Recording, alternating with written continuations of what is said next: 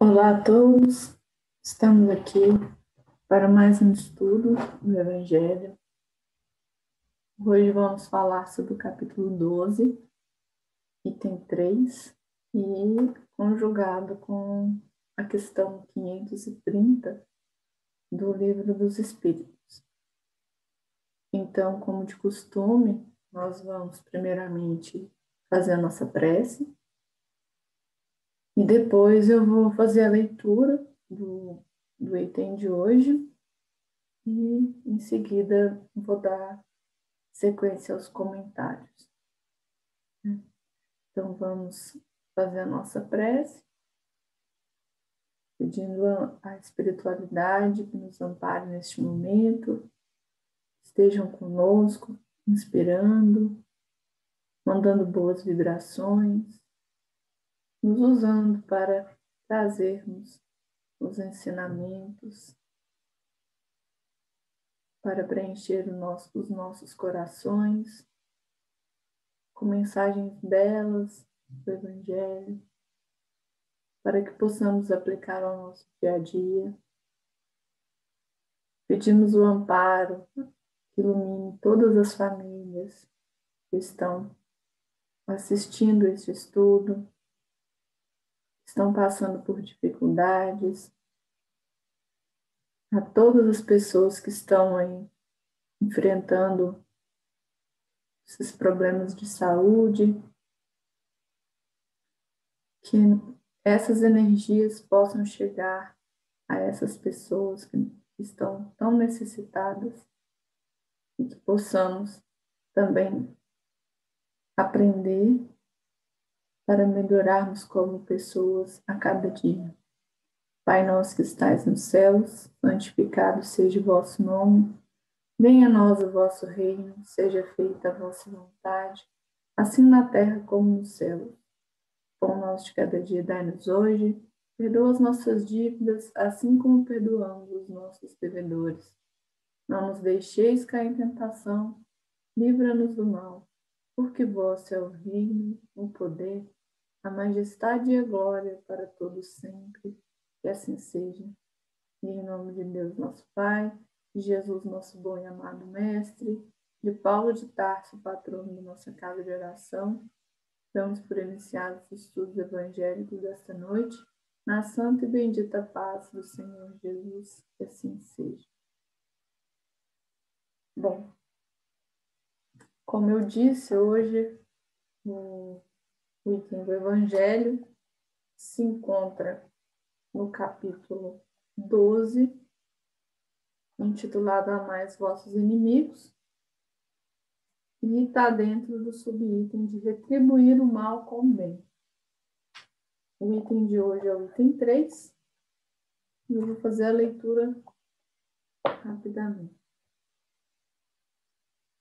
Se o amor do próximo constitui o princípio da caridade, amar os inimigos é a mais sublime aplicação deste princípio, porquanto a posse de tal virtude representa uma das maiores vitórias alcançadas contra o egoísmo e o orgulho. Entretanto, há geralmente equívoco no tocante ao sentido da palavra amar neste passo. Não pretendeu Jesus, assim falando, que cada um de nós tenha para com seu inimigo a ternura que dispensa a um irmão ou amigo. A ternura pressupõe confiança. Ora, ninguém pode depositar confiança numa pessoa sabendo que esta lhe quer mal. Ninguém pode ter para com ela expansões de amizade, sabendo-a capaz de abusar dessa atitude. Entre pessoas que desconfiam uma das outras, não pode haver essas manifestações de simpatia que existem entre as que comungam nas mesmas ideias. Enfim, ninguém pode sentir, em estar com o inimigo, prazer ao que sente na companhia de um amigo. A diversidade na maneira de sentir, nessas duas circunstâncias diferentes, resulta mesmo de uma lei física, a da assimilação e da repulsão dos fluidos. O pensamento malévolo determina uma corrente fluídica que impressiona penosamente. O pensamento benévolo nos envolve num agradável eflúvio.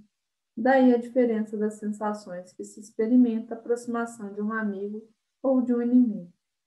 Amar os inimigos não pode, pois, significar que não se deve estabelecer diferença alguma entre eles e os amigos. Se este preceito parece de difícil prática, impossível mesmo, é apenas por entender-se falsamente que ele manda se dê no coração, assim ao amigo, como ao inimigo, o mesmo lugar.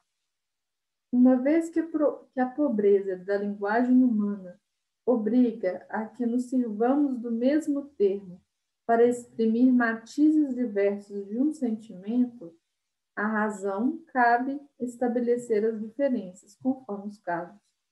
Amar os inimigos não é, portanto, ter-lhes uma afeição que não está na natureza, visto que o contato de um inimigo nos faz bater o coração de modo muito diverso do seu bater ao contato de um amigo. Amar os inimigos é não lhes guardar ódio, nem rancor, nem desejos de vingança. É perdoar-lhes sem pensamento oculto e sem condições o mal que nos causem. É não pôr nenhum obstáculo à reconciliação com eles. É desejar-lhes o bem e não o mal. É experimentar júbilo em vez de pesar, com o bem que lhes advinha. É socorrê-los, apresentando-se ocasião. É abster-se, quer por palavras, quer por atos, de tudo o que nos possa prejudicar. É, finalmente, retribuir-lhes sempre o mal com o bem, sem a intenção de os humilhar.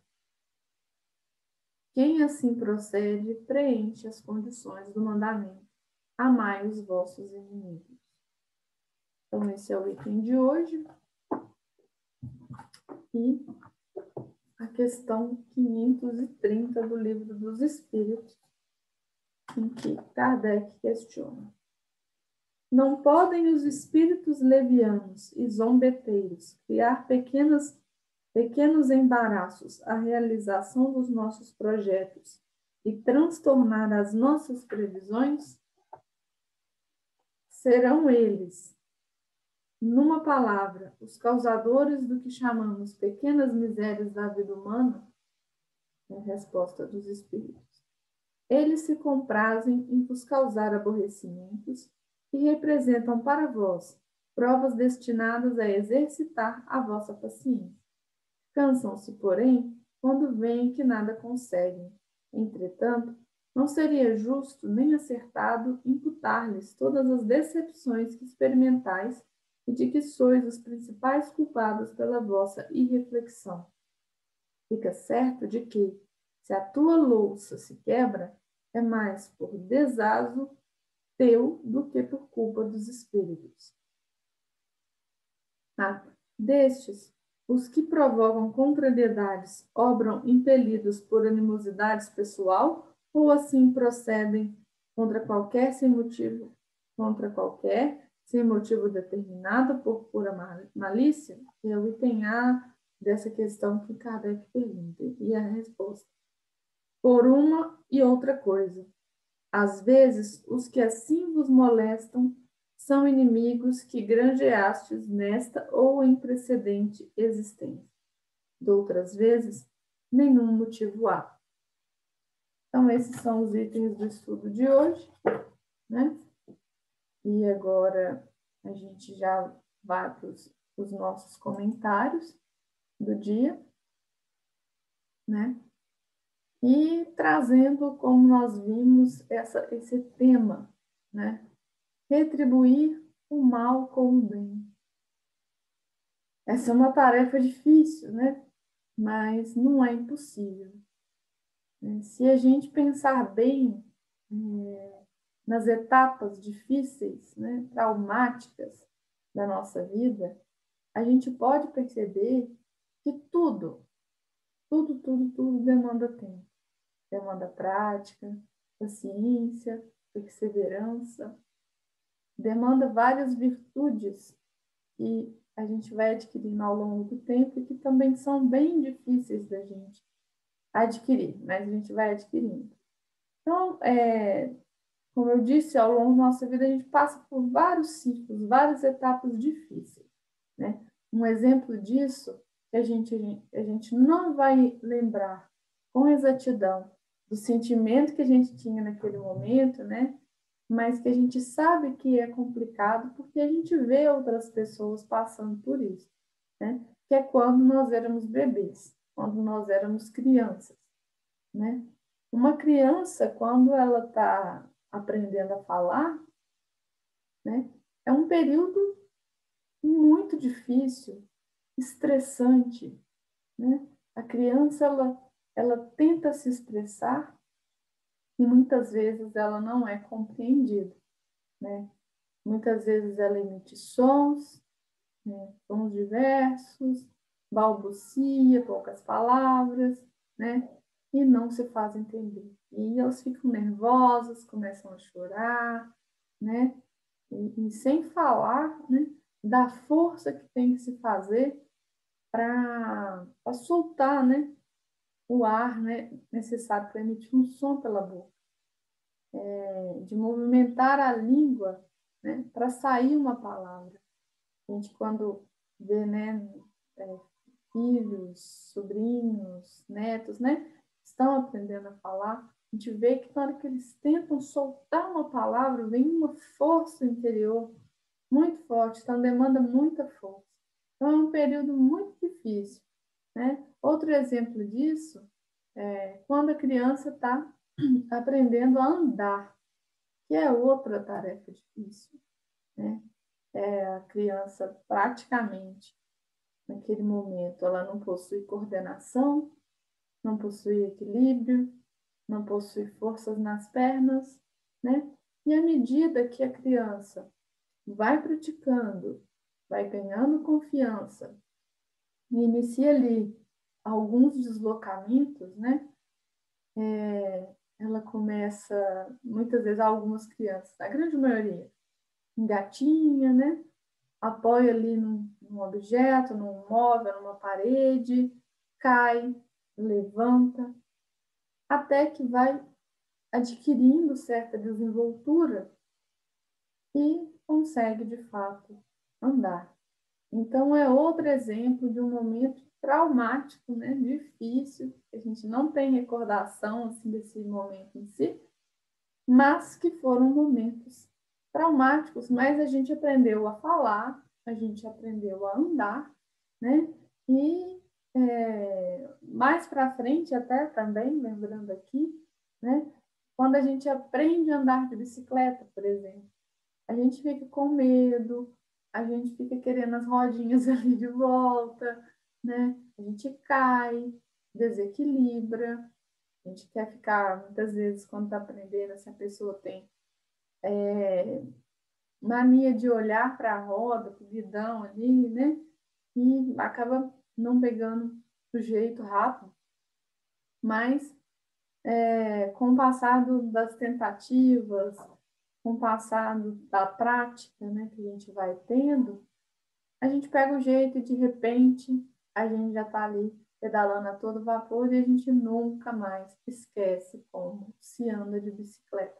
E esses são exemplos de vários outros momentos da nossa vida em que a gente passa por esses tipos de dificuldades, que a um olhar parece que são coisas pequenas, mas que naquele momento em que a gente está passando são realmente difíceis. Mas a gente consegue, a gente chega a um determinado momento que aquilo ali se torna natural, né? Então, assim, é assim a vida, né? A gente, na nossa vida, a gente, a nossa vida ela é feita de ciclos, né? Vamos dizer dessa forma. Então, a gente tem vários ciclos, várias etapas de aprendizado, a gente está em constante aprendizado, né? A gente tem, nós estamos cercados, nossa vida está repleta de tarefas difíceis, que demandam uma dedicação nossa, uma perseverança nossa até que aquilo flui e se torna natural, se torna automatizado, né? Então, como eu disse, a vida ela é um constante aprendizado, um constante desenvolvimento, né? Até mesmo porque este é o verdadeiro propósito da nossa existência, da gente aprender, da gente se desenvolver, né? Melhorar o nosso interior, fazer nossa reforma íntima, melhorarmos como espíritos, como pessoas encarnadas também, né? A gente está aí para aprender, para desenvolver e melhorar a cada dia, né? E assim, com essa introdução mostrando dessas dificuldades, né? A gente volta, a gente já pode voltar para o tema que é o tema central desse estudo, né? Que é retribuir o mal com o bem e a dificuldade que nós temos em fazer isso, né? Assim como andar, falar e tal, é uma dificuldade que a gente tinha, retribuir o mal com o bem também é uma dificuldade que nós temos na nossa vida, né? Como será bom, né, quando nós pudermos também deixar para trás as dificuldades que temos atualmente, né, de pagar o mal com o bem, né? Mas até lá é tão difícil assim deixar passar, né? Quando alguém vai ali e bota o dedo na nossa ferida, né? Muitas vezes a gente passa por situações que nos fazem mal e com isso assim a gente às vezes quer retribuir na mesma moeda. A grande maioria das vezes a gente quer retribuir na mesma moeda, né? Ainda os resquícios do olho por olho, dente por dente, que a gente conhece. Mas a gente quer retribuir na mesma moeda. Mas por que que a gente age dessa forma? Por que que nós somos assim, né? Tem um motivo, né? Tem motivos, né? Não somente um. Mas a gente age assim pelo nosso momento evolutivo, né? Cada um está ali, apresenta um patamar de dificuldades, né? Que são próprias daquele espírito. Outro, que a gente vive em um planeta ainda de provas e expiações, né?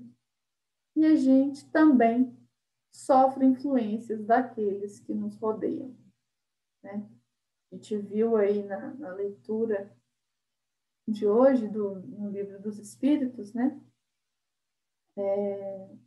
Falando justamente disso, dessas influências, né? Dos espíritos zombeteiros e dos espíritos em normal, né? Porque eles interferem na nossa vida o tempo todo, né?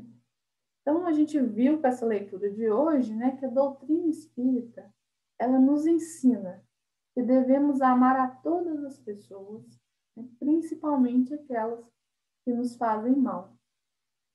E, assim, amar quem nos faz bem é muito fácil, é gostoso, né, é natural.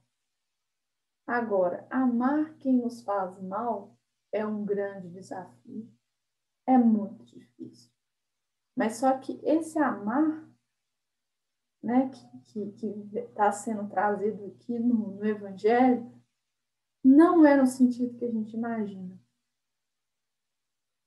Pelo que a gente leu, né, no item do Evangelho, diz que Jesus, né, que era o Espírito perfeito, né, mais perfeito, Espírito reencarnado na Terra, né, ele sabia dessa imperfeição humana, ele sabia do tamanho dessa imperfeição humana, ele não pretendia, né, que a gente amasse os inimigos com a mesma ternura que a gente tem, né, por uma pessoa querida, né?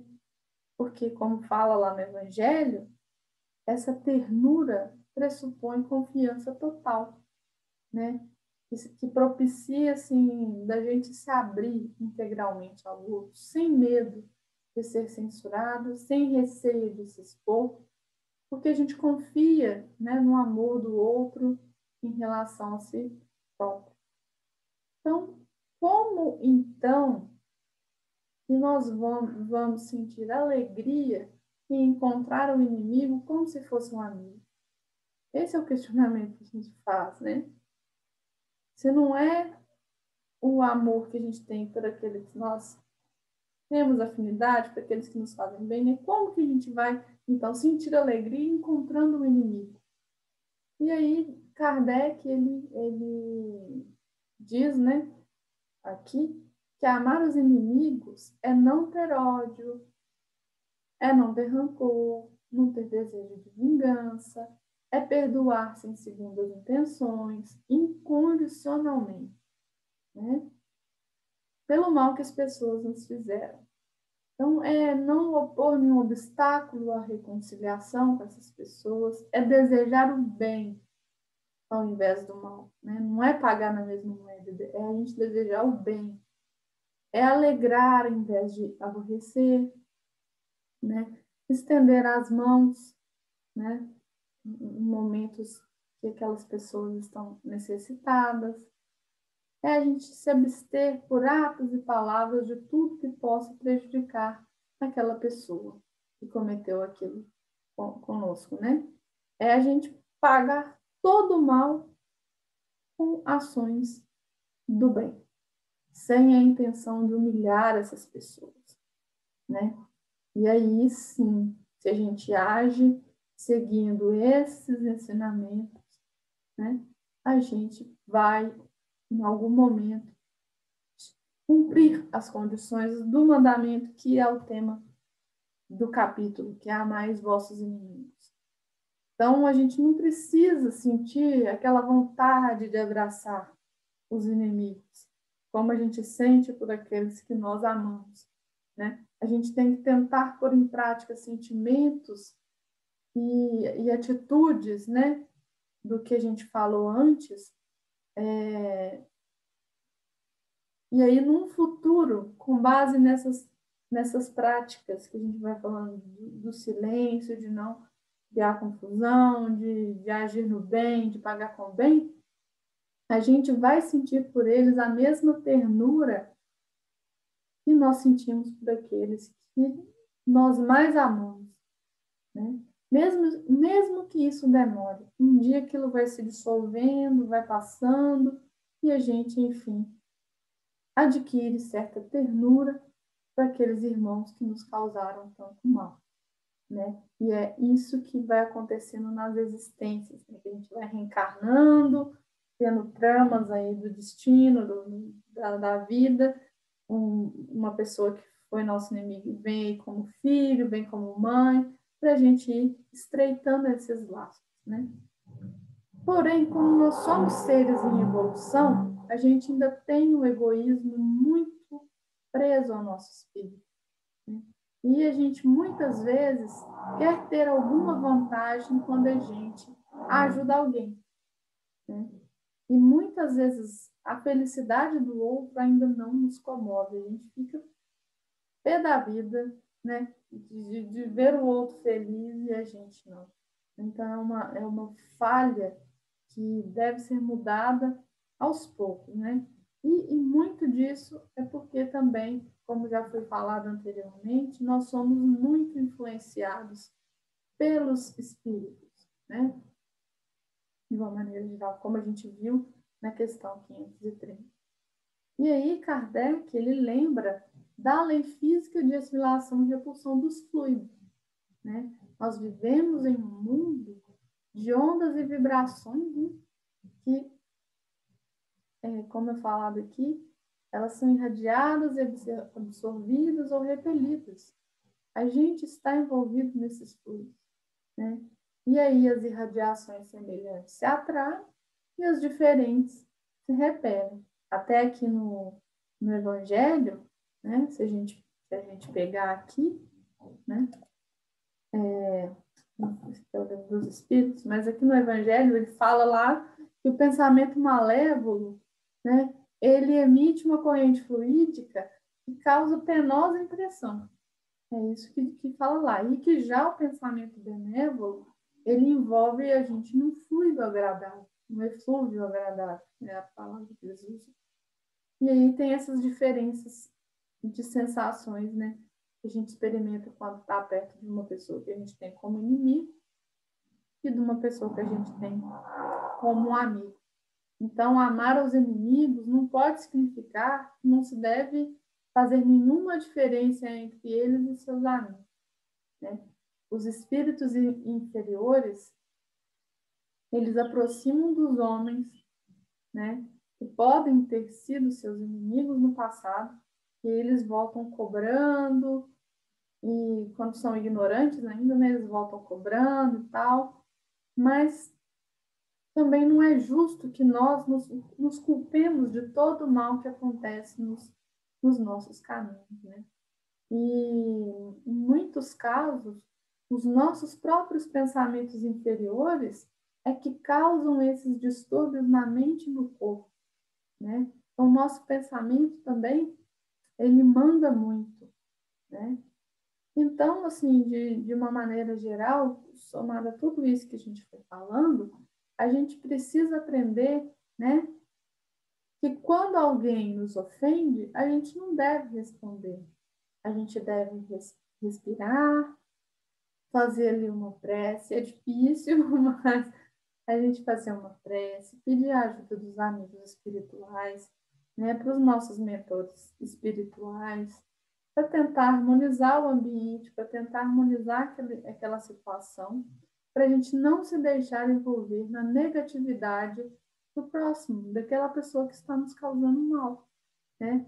A gente tem que ter consciência que nós possuímos o livre-arbítrio, né? E que a vida é feita de escolhas. A gente é que permite ser influenciado por aquele mal que a pessoa está cometendo. Então, se a gente entra naquela onda, entra naquela frequência, claro que nós vamos absorver energias ruins, mas a partir do momento que a gente para, pensa e volta para o nosso interior, e volta nosso pensamento para Deus, para Jesus, aí sim a gente tem armas para combater aquela influência que nós estamos recebendo, né?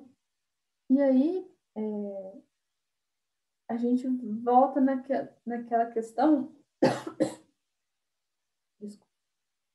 gente volta naquela questão que nós devemos orar mais, vigiar mais, que é orar e vigiar, né? A gente deve fazer mais silêncio, né? Quando o nosso interior emergir esse fel da discórdia, né? Da intolerância e da incompreensão destrutiva, né? Quando aquilo estiver gritando dentro de nós, a gente precisa assumir uma postura de silenciar, de parar, pensar, não agir de cabeça quente, né? E uma coisa muito importante também é nos colocar no lugar do outro, que muitas vezes a gente não coloca. Ainda somos muito falhos, eu me incluo nisso, né? Assim, também. A gente muitas vezes começa a apontar o dedo para o outro, né? Ah, que ele me fez isso, que ele me fez aquilo, e tal. A gente não para e pensa no porquê daquela pessoa agir daquela maneira.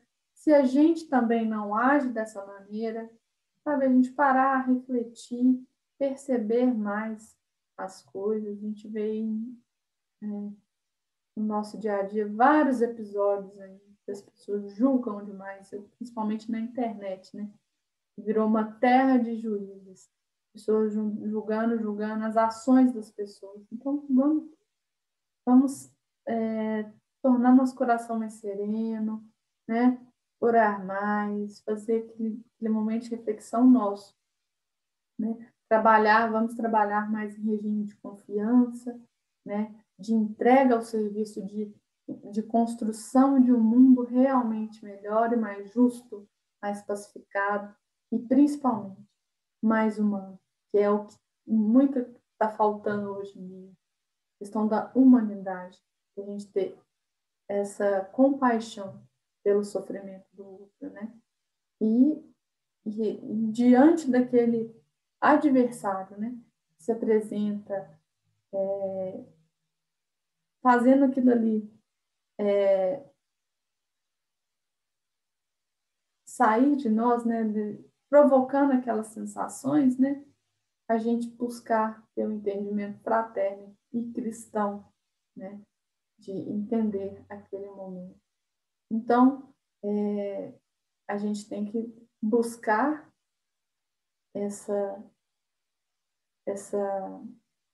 praticar isso, né, para a gente conseguir vencer essa dificuldade com relação ao amor ao próximo, né, ao amor, principalmente quando esse próximo é o nosso inimigo. E aí, para finalizar a minha participação no estudo de hoje, eu vou ler aqui uma lição do livro Pão Nosso, de Emmanuel, uma mensagem de Emmanuel, né?